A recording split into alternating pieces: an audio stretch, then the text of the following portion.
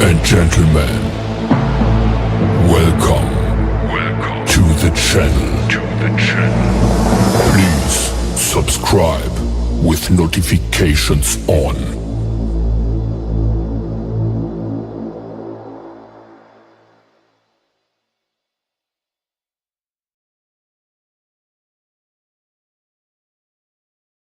गांव की चाउमीन। गांव में चाउमीन का चलन अभी अच्छे से नहीं आया था, लेकिन सुरेश शहर से चाउमीन बनाना सीखकर गांव में ठेला लगाता है। अरे ये केचुआ है क्या भैया? कैसे खाया जाता है? अरे नहीं, ये चाउमीन है। चाउमीन शहर में खाया जाता है। कितने की दे रहे हो सुरेश? 10 रुपए की प्लेट भरकर। तभी वहां शहर से पढ़ा एक लड़का आता है। जरा एक प्लेट चाउमीन तो देना। सुरेश उसे चाउमीन देता है।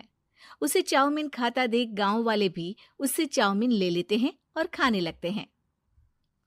अरे वाह सुरेश भैया, कमाल की बनाए हो। 2 प्लेट मेरे बच्चों के लिए भी पैक कर दो। बस फिर क्या था, सुरेश का ठेला लगता है और चाउमीन खरीदने वालों की लाइन लग जाती है।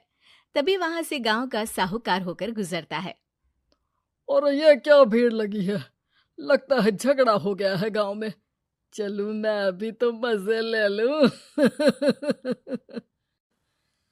अरे कहाँ है, इतनी भीड़ लगी है यहाँ? लड़ाई हो गई है क्या? अरे साहूकार साहब, ना कोई लड़ाई ना हुई है। ये तो सुरेश की दुकान है चाउमीन की। हम लोग चाउमीन खाने आए हैं, आप भी खाइए ना। साहूकार चाउमीन खाता है और सुरेश की तरफ देखता है, जो सारे दिन के पैसे गिन रहा होता है। अरे सुरेश, क्या लागत है इस काम की? अरे साहूकार जी, आप अब आए तो ये पूरे 10,000 रुपए ले जाइए, जो पिछले साल शहर जाने से पहले आपसे लिए थे ना। लागत तो क्या कहे, जो आपने दिया था उसी में सीखा भी है और दुकान भी खोल ली। अरे पैसे इतने जल्दी क्या जरूरत थी? कैसे जरूरत नहीं थी साहूकार जी, इतना मोटा ब्याज कहाँ से भरते। साहूकार को अब सुरेश की दुकान को हड़पने की लालच आ जाती है। नाना करते ये सारे दिन में 500 रुपए कमा ही लेता है। अरे गांव में ये ऐसे ही कमाता रहा तो कहीं ब्याज का काम ना शुरू कर दे। अरे भैया, कोई ना कोई जुगाड़ तो करना पड़ेगा। अब साहूकार घर आ जाता है और अपनी बीवी को सारी बात बताता है। हाँ जी, ये तो मैंने भी सुना है कि सुरेश के हाथ की चाउमीन नहीं खाई तो कुछ नहीं खाया। अरे हाँ, सही ही कहते हैं। मैं भी खा कर ही आ रहा हूँ। अरे भाग्यवान है, कितना अच्छा हो ना अगर वो पैसा हम लोगों को मिल जाए। क्यों हैं? हाँ, वो तो है, लेकिन कैसे? हम लोगों को तो चाउमीन बनाना आता ही नहीं है। साहूकार और उसकी बीवी अब रोज चुपके से सुरेश के घर जाते हैं और खिड़की से उसे चाउमीन बनाते देखते। अब क्या था, दोनों को चाउमीन बनाना आ जाता है। फिर एक रोज, और सुरेंद्र, तुझे साहूकारनी ने बुलाया था। बोल रही थी कि बेटे के जन्मदिन में 10 किलो चाउमीन का ऑर्डर देना है। बना दोगे ना? अरे हाँ साहूकार जी, मैं जरूर बना दूंगा। कब देना है घर में 10 किलो चाउमीन? अरे वो तो तू घर आकर बता कर लेना, मैं नहीं बता पाऊंगा। ठीक है, शाम को काम निपटा कर आ जाता हूँ। सुरेश साहूकार के घर जाता है, लेकिन वहां मियाँ बीवी मिलकर उसे बंधक बना लेते हैं। अरे मुझे क्यों बांध रखा है? मुझे छोड़ दो। आज से तेरा ठेला मैं लगाऊंगा और बहुत सारे पैसे कमाऊंगा। साहूकार एक आदमी को सुरेश की निगरानी में लगा देता है और वहां से चला जाता है। अगले दिन, अरे साहूकार जी, आप कब से चाउमीन बेचने लगे और अपना ये सुरेश कहाँ गया? अरे वो तो शहर गया है, उसका कोई काम निकल आया था। बोल रहा था कि जब तक वो ना आए तब तक मैं ही उसके ठेले का काम कर दूं। पैसे भी तो बहुत उधार ले रखे थे उसने। लगता है कर्जा भरने के डर से भाग गया है। अरे पर वो तो बोल रहा था कि उसने सारा कर्जा उतार दिया है, और वो क्यों भागेगा? इतना तो कमा रहा था। अरे मुझे क्या पता। अरे चाउमीन खाना है तो बोलो, नहीं तो भागो यहाँ से। अरे हाँ हाँ, दे दो दे दो। अब तो चाउमीन खाना पूरे गांव के लोगों के लिए आदत ही बन गया है। ना खाओ तो नींद ना आए। हाँ हाँ, तो लो और निकालो 50 रुपए। 50 रुपए क्यों? सुरेंद्र तो 10 रुपए में देता था। अरे वो पागल था, मैं थोड़ी ना हूँ।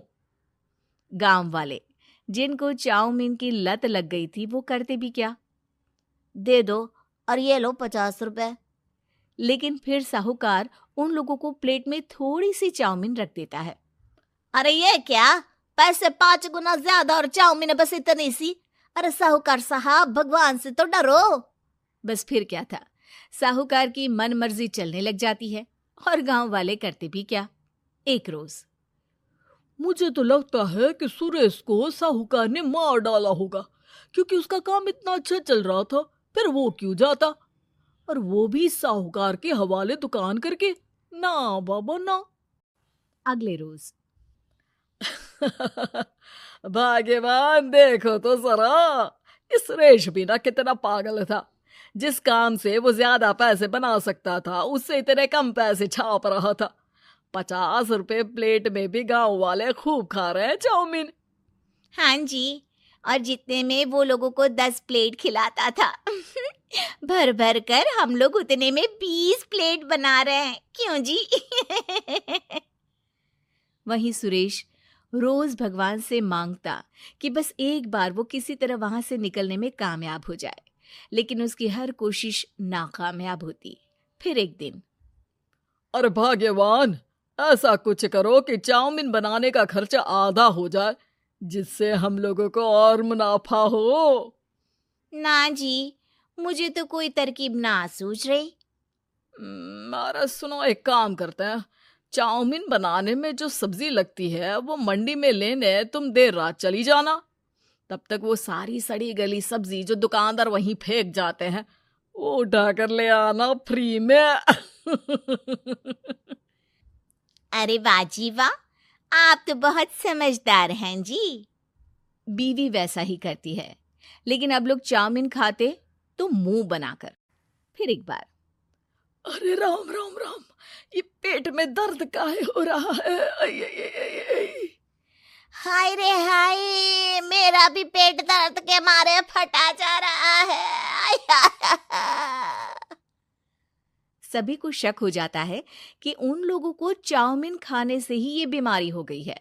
वहीं दूसरी तरफ जो आदमी सुरेश की निगरानी कर रहा था वो सो रहा होता है और मौका देखकर सुरेश वहां से भाग जाता है। सुरेश गांव वालों के पास जाकर उन्हें सब कुछ बता देता है। बस अब क्या था, साहूकार के घर पुलिस पहुंच जाती है। चलो, तुमने गांव के लोगों को खराब सब्जी वाली चाउमीन खिलाकर बीमार किया और सुरेश को बंधक बनाया। तुम्हें इसीलिए हम गिरफ्तार कर रहे हैं। साहूकार को पुलिस ले जाती है और फिर अगले दिन से सुरेश का ठेला गांव के बाजार में लग जाता है, जहां अब पहले से ज्यादा भीड़ होती है। Yeah.